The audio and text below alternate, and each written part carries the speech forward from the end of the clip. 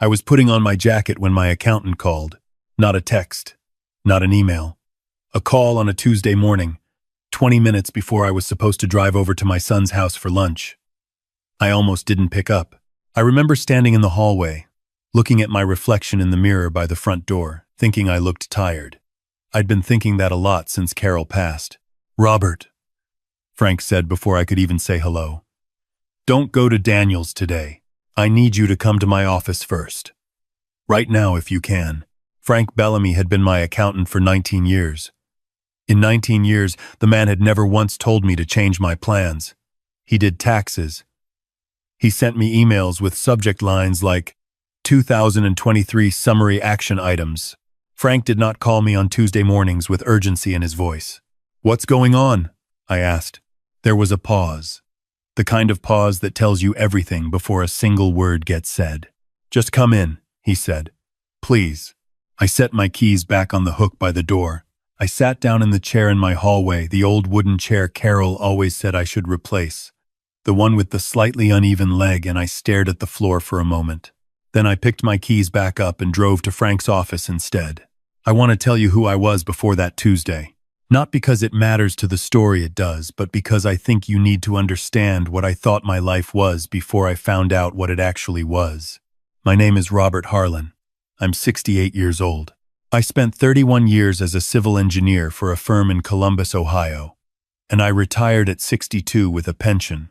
A 401 I'd been careful about, a house that was paid off, and a small rental property in Westerville that Carol and I bought in 1998. By most people's math, I was comfortable. Not rich. Comfortable. The kind of comfortable where you don't worry about the heating bill, but you also don't take cruises. Carol and I were married for 41 years. She passed 14 months ago from pancreatic cancer. 14 months. I mention that because it matters more than anything else in this story. When you lose someone after 41 years, you don't just lose a person. You lose the version of yourself that existed alongside them. I was still figuring out how to be Robert Harlan without Carol Harlan next to me. We had 2 children. Daniel is 43, lives in Dublin, works in commercial real estate. My daughter Melissa is 39, lives in Portland, teaches 3rd grade. You'll hear more about both of them. In the months after Carol died, Daniel stepped up. That's the only way I can describe it. He started calling every few days instead of every few weeks. He came over on weekends to help me sort through Carol's things, a process that took longer than I expected because I kept stopping to hold things. A scarf, a coffee mug, a birthday card she'd kept from 1987 that I didn't even know she still had. Daniel was patient through all of it. His wife, Renee, started inviting me to their house for dinner every other Sunday. I started going. I looked forward to it. My granddaughter Emma is 8 years old, and she would climb into my lap every time and ask me to tell her about when her grandmother was young. I would tell her. Emma would listen with her whole face. So yes. I trusted my son. I trusted him completely. When he brought up the power of attorney in November, about 6 months after Carol passed, I didn't flinch. "It's just a precaution, Dad," he said.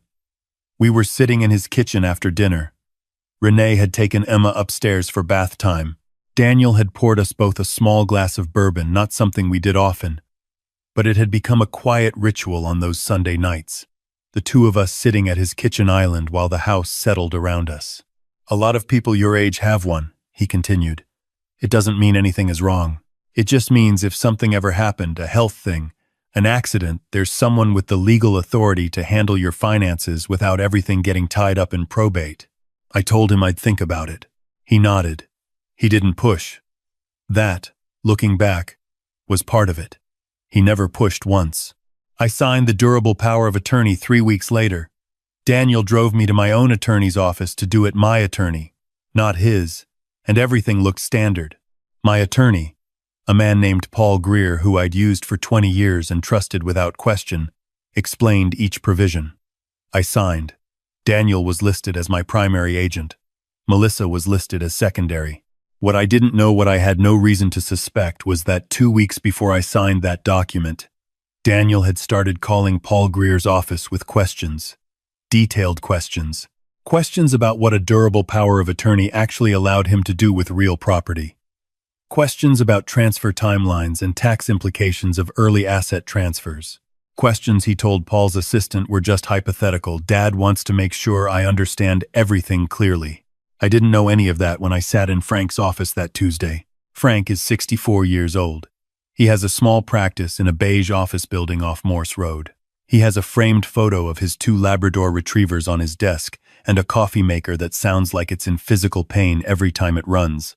When I walked in that morning, he was sitting at his desk with a folder open in front of him, and he looked like a man who had not slept well. "Close the door," he said. I closed it and sat down. He slid 2 sheets of paper across the desk. They were account statements, my accounts, the brokerage account, and the joint savings account that I'd moved into my name alone after Carol passed. I looked at them, and then I looked at Frank. "I flagged this last Friday," he said. "I've been trying to figure out the right way to tell you." I looked more carefully at the statements. In the previous 6 weeks, 3 separate transfers had been initiated from my accounts. 2 were for amounts under $10,000, $9,400, $8,800. 1 was for $31,000. All 3 had been initiated using the online access credentials tied to my power of attorney authorization. The transfers had gone to a property management LLC registered in Delaware. I had never heard of this LLC in my life. "I didn't authorize this," I said. The words came out very quietly. I wasn't angry yet. I was something that existed before anger. I was somewhere cold and still and confused. Frank nodded. He had already known I was going to say that. "The LLC was registered 4 months ago," he said. I did some checking. The registered agent address is a law firm in Delaware standard for shell structures. But the operating documents list a manager. He paused. "It's Renee, my son's wife." I sat in that beige office with the dying coffee maker and the photos of Frank's dogs, and I thought about Emma climbing into my lap and asking about her grandmother. I thought about Daniel handing me a glass of bourbon on Sunday nights. I thought about him sitting next to me at Carol's funeral, his hand on my shoulder, saying, "I love you, Dad. I love you." "How much total?" I asked. Frank told me. "I won't give you the exact number. I'll tell you it was significant. Significant enough that if I hadn't noticed, if Frank hadn't flagged it, it would have continued until there was nothing easy left to take." I drove home and I sat in my living room in the same chair I always sat in, the one with the good reading lamp next to it that Carol gave me for my 60th birthday, and I tried to decide whether I was going to call my son and ask him directly, or whether I was going to do something else. Every instinct I had said, "Call him." 43 years of being his father said call him.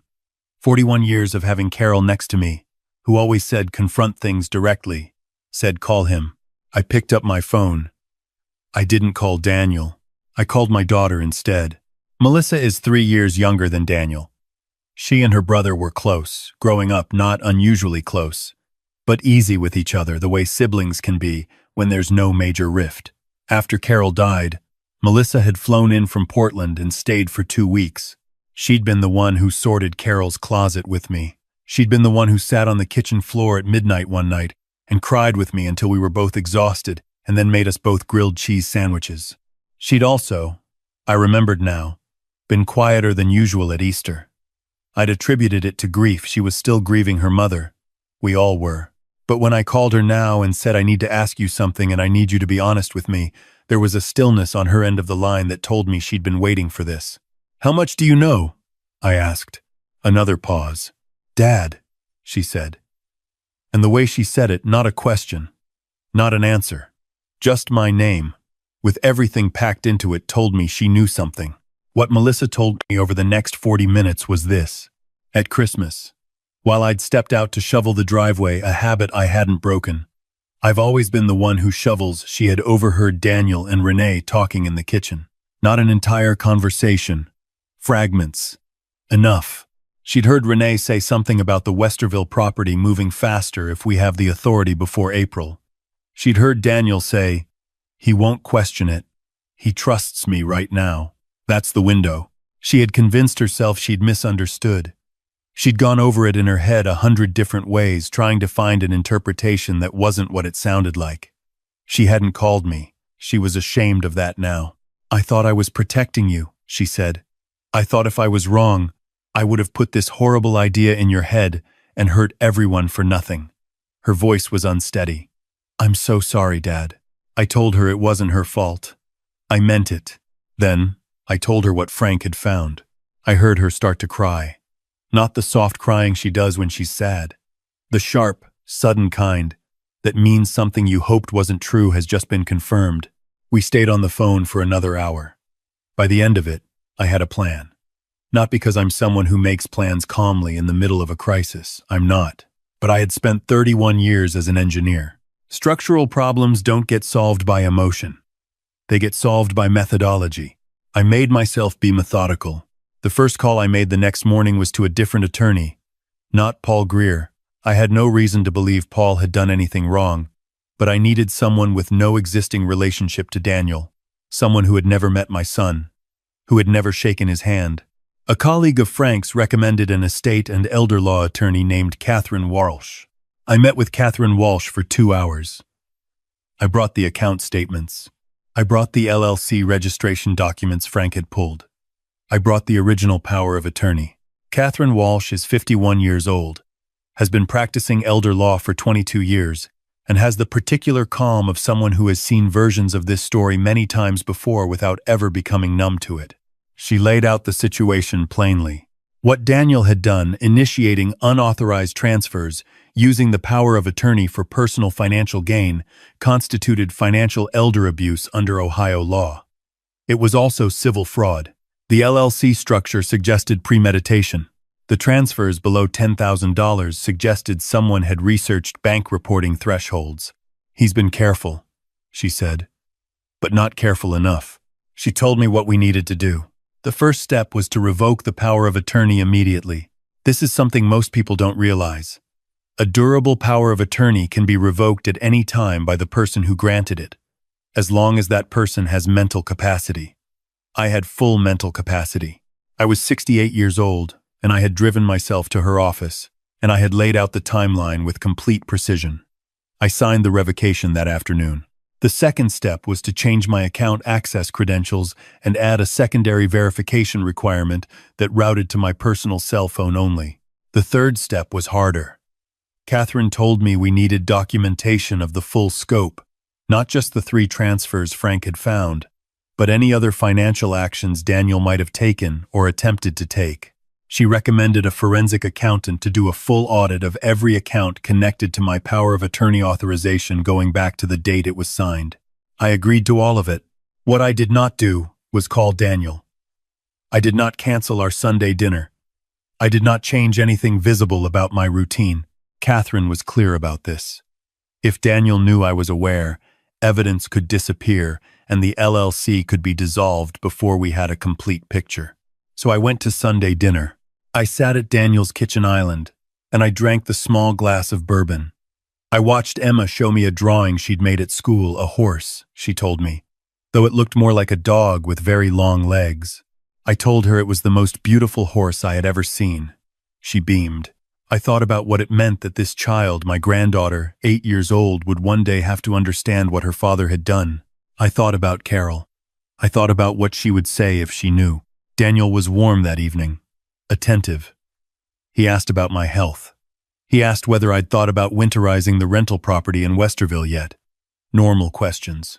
The kind of questions that, before last Tuesday, would have registered as caring. I answered everything normally. I drove home. I sat in the parking lot of my own house for 10 minutes before going inside. The audit took 3 weeks. What the forensic accountant found was worse than the original statements had shown. Beyond the 3 transfers Frank had already identified, there were 2 additional transactions that had been disguised as property management fees. Payments Daniel had set up as recurring automated transfers, small enough and labeled carefully enough that they could have continued indefinitely without drawing attention. There was also evidence that Daniel had contacted the rental property's current tenants directly, ostensibly on my behalf, asking about their lease renewal intentions and implying there would be changes to ownership in the coming months. He had been building a quiet case, not through any single dramatic action, but through small, patient moves that, taken together, amounted to a systematic plan to transfer control of my assets to himself and his wife before I was aware it was happening. Catherine filed the civil complaint on a Thursday. I called Melissa that night to tell her. She was quiet for a long moment. "Dad," she said finally, "what do you need from me?" I told her what I needed. I needed her to know that none of what came next was her fault. I needed her to know that I loved her, and that her brother's choices were not a reflection of her. I needed her not to carry the weight of what she'd overheard and hadn't told me. She was crying again. Not the sharp kind this time. Quieter. "I'm coming home," she said. "I'm booking a flight tonight. You don't have to." "Dad." "Same as before. Just my name." She was coming. She arrived on Saturday. We sat at my kitchen table, the same table where Carol and I had eaten 30 years of breakfasts and helped 2 kids with homework and had every conversation that mattered. And I showed her the full audit. She read every page carefully. She is a 3rd-grade teacher, and she approaches information the same way she approaches her students, with complete attention and no shortcuts. When she was done, she looked up at me. "He knew exactly what he was doing," she said. "Yes," I said. "And he knew you were vulnerable right now." "Yes." She reached across the table and put her hand on mine. We sat there for a while without talking. The house was very quiet. I thought about how many times I had sat at this table with Carol in exactly this kind of quiet. The good kind, the comfortable kind, and I thought about how different this quiet was. Same table, same kitchen, different weight in the air. What I want to tell you about the legal process is this. It is slow, and it is not dramatic, and it is nothing like what you see in movies. There was no single courtroom moment where everything was revealed in a gasp. There was correspondence between attorneys. There was a mediation session that Daniel initially refused to attend, and then, when his own attorney apparently explained the liability exposure, agreed to. There was documentation. There was a forensic accounting report. There was a letter from Catherine Walsh to Daniel's attorney that was 43 pages long. Daniel's attorney, at the mediation session, argued that the transfers had been authorized informally, and that Daniel had been acting in what he believed were my best financial interests. This argument collapsed under the weight of the forensic report, the LLC registration predating the power of attorney signing, and the recorded phone call. I should tell you about the phone call. Midway through the audit period, while I was still maintaining my normal routine and going to Sunday dinners, Daniel had called me to discuss the Westerville property. He'd said he thought we should talk about whether it still made sense for me to keep managing it at my age, and whether I'd considered simplifying by transferring it into a trust structure he'd been researching. I had, by that point, been advised by Catherine to record my phone calls. Ohio is a one-party consent state. I recorded the call. Daniel, in that conversation, referenced the LLC by name unprompted, casually, as though it were simply an option he'd come across, and described it as a structure that could protect the property from any future complications. He used the words, "We could move quickly on this," and Renee and I have already looked into the mechanics. That recording was 22 minutes long. It was, Catherine told me, the most clarifying piece of evidence in the entire file. The mediation resulted in a settlement. I won't describe every term. The unauthorized transfers were returned in full, with interest. The LLC was dissolved. Daniel's power of attorney was formally revoked on the record. There was a confidentiality provision in the agreement, not my preference, but Catherine advised me it simplified things considerably, so I won't give you specific numbers. What I will tell you is what I decided to do with my estate planning afterward, because I think it matters. I worked with Catherine to create a new plan, one that was transparent and explicit, and that could not be misread by anyone. I established a trust. I was clear about my intentions in writing, in language that explained not just what I wanted done, but why. Melissa is the trustee. There is a professional co-trustee at a bank with fiduciary obligations, which means there is independent oversight. No single person, including Melissa, can act without accountability. I left provisions for Emma. Whatever my son does with his life, Emma is 8 years old and she did nothing wrong, and I refuse to let my granddaughter pay for her father's choices. There is a college fund in trust for her that Daniel cannot touch, and that will be there when she is 18, regardless of what happens between now and then. I did not leave Daniel anything. I want to be honest about that. Some people will read this and think, that is too harsh, that he is my son and I should find some capacity for forgiveness that expresses itself financially. I have thought about this carefully. I do not think I owe my son the opportunity to benefit from the same assets he tried to steal from me. Forgiveness and inheritance are different things. I can work toward one without granting the other. Daniel knows this now. Catherine's letter to his attorney was explicit. He has not called me. I have not called him. I don't know if that silence will ever end. Some days, I think it might. Some days, I sit in the chair with the reading lamp, and I look at the photo of the four of us on the mantel. Me, Carol, Daniel, Melissa. At Daniel's college graduation, all of us laughing at something, and I feel a grief that is different from the grief of losing Carol but not entirely separate from it. It is the grief of losing the story you thought you were living. But here is what I also know. Melissa came home for 2 weeks. We sorted through more of Carol's things I hadn't been ready to touch in the first year. We found a box in the back of the hall closet with every birthday card Carol had kept since 1979. Some of them were mine. Some were from the kids. Some were from friends I'd forgotten about. Melissa and I sat on the floor of the hallway and read through all of them, and we laughed more than we cried, which surprised us both. She flew back to Portland on a Sunday. I drove her to the airport. When she hugged me goodbye at the departure's curb, she held on longer than usual. I held on too. "Call me this week," she said. "I will. Actually call, Dad. Don't just text." "I'll actually call," I said. She laughed. She got her bag from the trunk and she walked through the automatic doors and I watched her go. And I thought about how long I had taken that for granted, having people who choose you, who show up, who hold on at airport curbs. I had taken it for granted for 41 years with Carol and for 39 years with Melissa, and somehow I had not noticed how much of my sense of safety lived in those people until one of the people I had counted was gone, and another had revealed himself to be something I hadn't known. Frank Bellamy called me a week after the settlement was finalized.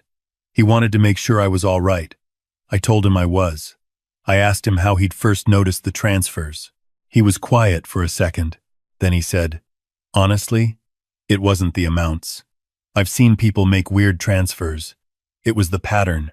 It was that they were clustered right after the power of attorney was filed. That timing bothered me. I kept looking at it and thinking, who moves money in a pattern like this right after getting POA, and why?" I thanked him. He said I didn't need to thank him. I told him he was wrong about that. I want to tell you something I've learned in the 14 months since Carol died, and the 7 months since all of this happened. I've learned that grief makes you soft in ways that are both necessary and dangerous. Necessary because you cannot survive loss without softening, without letting people close, without accepting that you need help. Dangerous because the softening is visible. People can see it. Most people who see it want to help. Some people see it and think about what they can take. I was lucky. I had Frank, who noticed a pattern in a spreadsheet and picked up the phone on a Tuesday morning. I had Melissa, who had heard something at Christmas and didn't know what to do with it but answered when I called. I had Catherine Walsh, who had seen versions of this story enough times to know exactly what to do without making me feel like a statistic. I had the chair with the reading lamp. I had Emma's drawing of the horse that looks like a dog. I had 41 years of knowing what a good life felt like, which meant I knew what I was fighting to protect. Financial elder abuse is not a dramatic crime. It does not happen all at once in a single visible moment.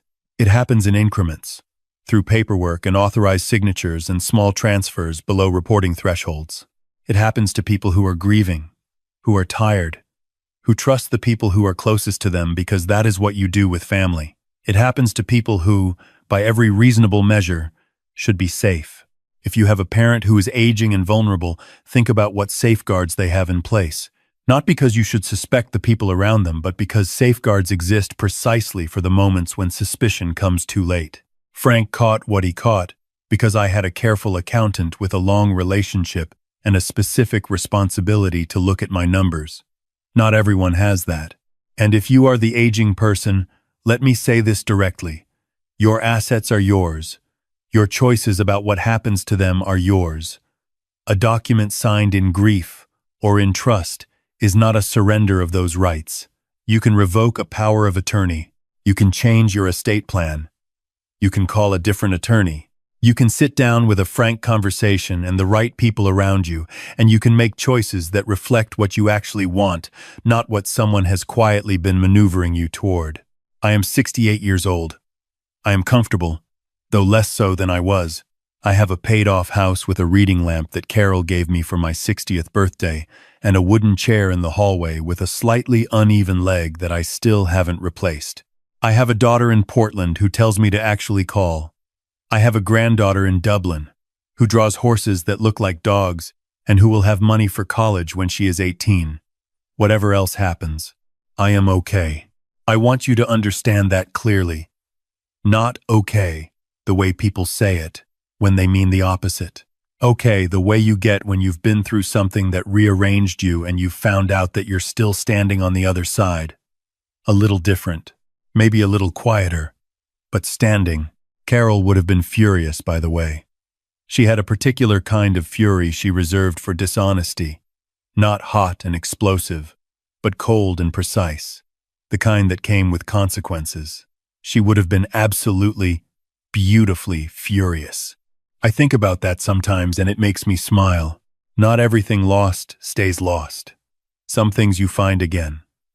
Some things you build for the first time. Some Tuesday mornings your phone rings and it's a person who noticed something and cared enough to call. And because of that one phone call, you have the chance to stand up for yourself and for the life you built, and you take it. I took it.